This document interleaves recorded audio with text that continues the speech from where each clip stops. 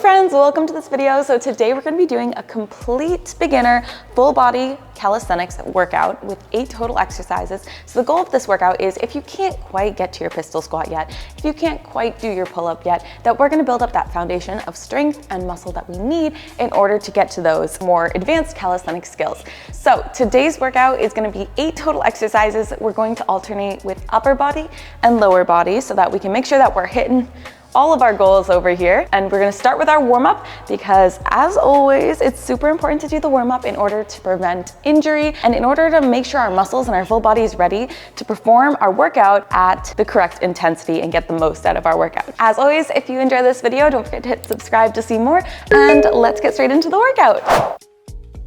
If you're totally new to working out, what I would recommend to do the warm-up is a light jog or jumping jacks, anything to increase your body temperature, make sure that you're getting a little bit of a sweat on, a little bit out of breath, but not like dying or anything like if you're running. Then we'll do some dynamic stretches and that will make sure your muscles are all prepped.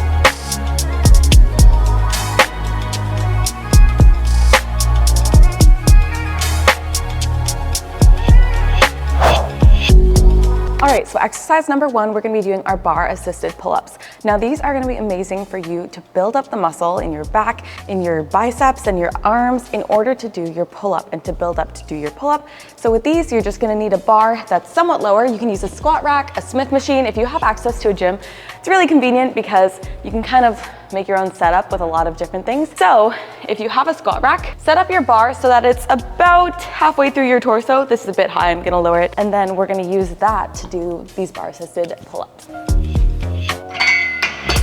So for bar assisted pull-ups, what we want to do is we want to have our hands about shoulder width apart on the bar. Slightly wider is fine, but around your shoulder width grip. And then try and keep our torso nice and upright. So don't press too far out like this.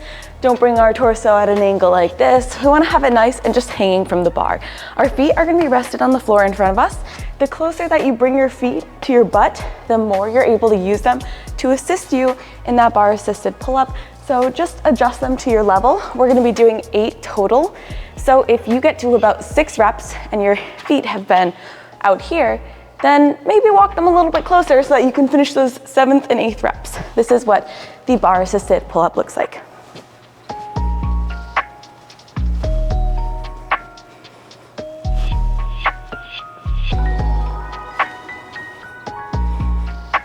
And really try to get your chin over the bar if you can with these. By the way, for all of these exercises, we're gonna be doing 3 total rounds. So if you want, you can do 3 sets of each and then move on to the next, or you can do a circuit of 1 and then do the circuit 3 times. Either is fine. Exercise number 2 is gonna be our squats. Now for squats, in case no one has gone through the form with you, these are gonna be important for us to get to our pistol squats, and we wanna be able to do at least 20 with a good range in motion in order to get to our pistol squat. Now with squats, form is more important and range in motion is more important than the number of reps you can do. So if you can only go this far and you can do 30 and you can do like 30 of these half squats, that's not quite as good as if you can do a full range in motion squat and you can do like 10 to 20. So we want to focus on quality over quantity here so we can really build up our range in motion and strength. So a few cues for our squats here. Feet about shoulder width apart, slightly wider is okay. Toes can be turned slightly outward. What we want to think about doing is keeping our chest up and straight, so never slouching our torso over. Keep our chest up, and what we want to do is send our hips back a little bit before dropping them, hinging at the hip, bending at the knee. So hips back and down. And as we're going down, we're focusing on squeezing our quads outward. So naturally, it'll be easier for our knees to kind of like fall inward. We want to engage the quads, squeeze your legs so that you're feeling it the whole time. Send them slightly outwards so that you're kind of creating a little bit of a wider angle. Go down as far as you're comfortable. Of course, deeper is generally a little bit better so we can build up that range in motion. And then push through your feet and your hips, squeeze your glutes to dehinge your hips and come up. So that's gonna be our squat. We're gonna do 10 to 20 per round.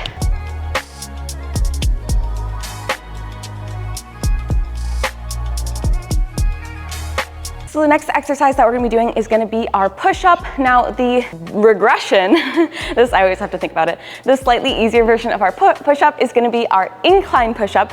So super easy, you can get a box, get a little bench here if you're at the gym, or get a chair. If you don't have a gym, if you only have equipment at your house, grab a chair. And what we wanna do is, we can't quite get to our push-up yet, we wanna do 12 to 15 of these incline push-ups. So kind of like normal push-up position, hips low, not piked up, hips nice and low, core engaged, pushing our hands away. So squeezing our shoulders down to make sure we're really engaging that core fully. Hands face forward on the bench, and then bending the elbows.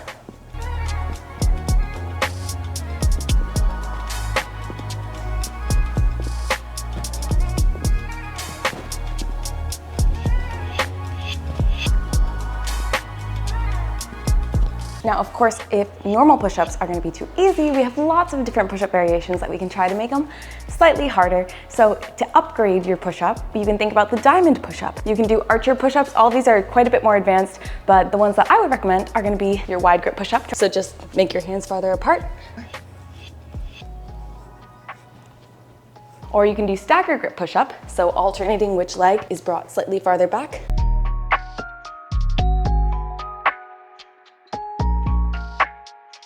All right, so our next exercise is gonna be our one leg bench toe taps. Now these are amazing to work up to your pistol squat, but what I want you to start with is stand on the box with one leg, and the easier progression, so what I think you should start with is gonna be the one leg box negatives. So standing on a box and slowly lowering as slow as you can before stepping down, and doing 6 reps for each side. If these one leg negatives are slightly too easy, or you think you wanna give it a go and try it out, what you could do is move on to the one leg toe taps.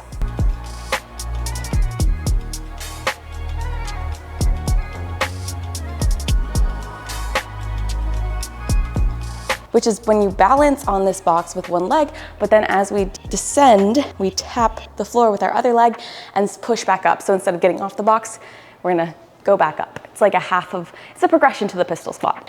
The one leg bench toe taps might be a little bit tricky, so if they are, you can lower the box to something slightly lower. If they're easy, increase the box. Whichever exercise that you're on, do 6 rounds for each side, and we'll move on to the next one. All right, so the next one we're doing is gonna be our bench dip progression to our body weight dip.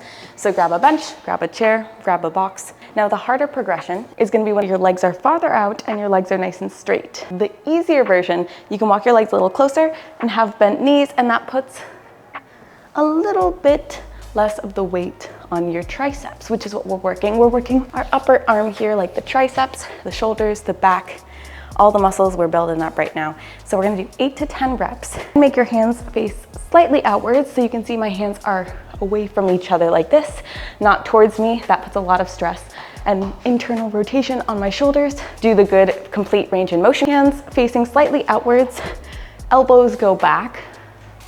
Try and bend to a 90-degree angle, and your range of mobility here is gonna be dependent partially on your shoulders, your genetics, what you already train, so don't be hard on yourself if you can't go all the way down. The goal here is not to overextend our shoulders down here, that's too far. The goal here is to go as far down until we start to feel that strain on our shoulders, like here. It's about good for me, so I push back up. Now, if I were to go farther than that, it would be uncomfortable, and I'm no longer working my shoulders, I'm just stressing my shoulders. So 8 to 10 reps of those bench dips. Alrighty then, coming down to the floor, next one we're gonna be doing is gonna be our bridge. So bridge is gonna work a bit of full body, but specifically our glutes and a little bit of our lower body. Now, the harder version is gonna be one leg bridge. So if you want, you can push it up to that level, but we're gonna stick to 8 reps per side, or for the 2-legged bridge, we're gonna do 8 reps total. A few cues for you to think about. You're gonna lay on the floor, make sure that your knees are at about a 90-degree angle, legs parallel to each other, and we're gonna squeeze our glutes so that our torso is nice and flat, and as we lower, it's gonna be nice and controlled. Control is the goal.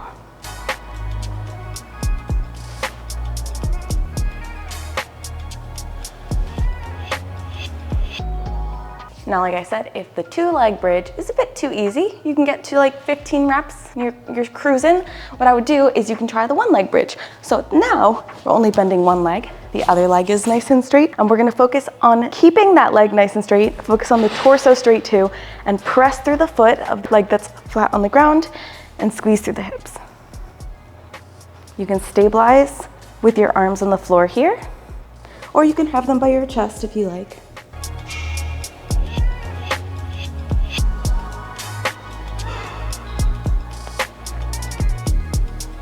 And that is gonna be our bridge. All right, second to last exercise here, we're gonna be doing our sit-ups or our crunches. Now, we gotta focus a little bit on the core.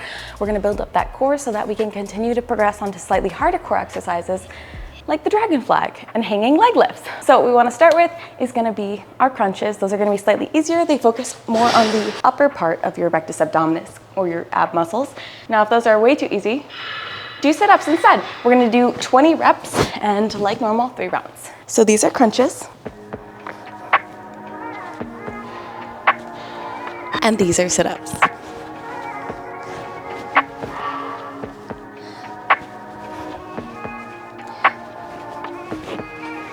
All right, so the last exercise we're gonna be doing is gonna be our bar assisted dead hangs. So these are amazing for building up that grip strength that we need to get our pull-up, our chin-up, all these other hanging calisthenics movements. So we're going back to our halfway up Smith bar squat rack here. What we're gonna do is hang from here in that pull-up position, that bar assisted pull-up position. So your butt straightly below your shoulders.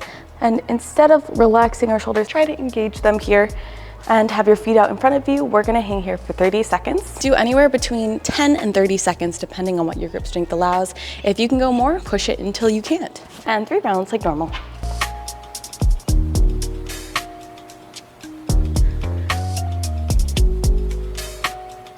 And that is our workout. Don't forget to do some stretching. Make sure you do that lower and upper body stretching to cool down. If you enjoyed the video, give me a like, and I will see you guys in the next one. Bye.